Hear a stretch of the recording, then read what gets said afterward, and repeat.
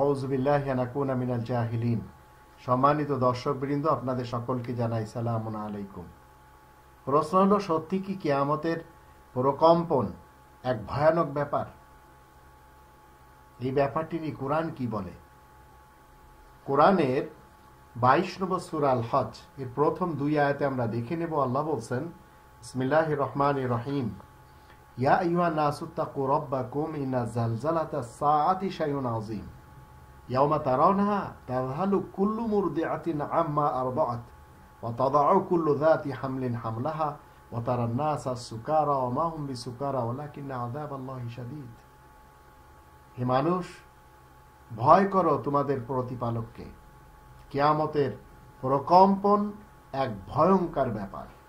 আল্লাহ বলছেন, যেদিন তোমরা তা প্রত্যক্ষ করবে সেই দিন প্রত্যেক স্তন্যদায়ী বিস্মৃত হবে এবং দুগ্ধপোষ্য শিশুকে আর প্রত্যেক গর্ভবতী তার গর্ভপাত করে ফেলবে।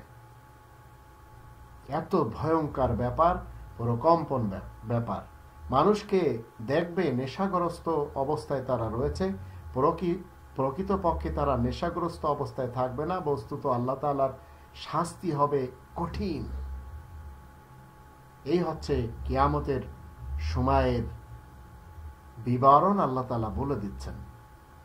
আল্লাহ আমাদের সবাইকে অন্তত কিয়ামতের এই প্রকম্পনের ব্যাপারে, এই ভয়ানক ব্যাপারে একটু চিন্তিত হওয়ার তৌফিক দান করুন, আর আমরা যেন এই আযাব থেকে বাঁচতে পারি, যার জন্য তিনি বলে দিয়েছেন, যে কেউ হিন্দু সমাজের মধ্য থেকে হোক, মুসলমান সমাজের মধ্য থেকে হোক, খ্রিস্টান এবং ইহুদি সমাজের মধ্য থেকে হোক না কেন, আল্লাহ বলছেন 2 নম্বর সূরা আল বাকারার 62 নম্বর আয়াতে, সৎ কাজগুলি যারা করবে ঈমান আনার পরে তাদের কোনো ভয় থাকবে না।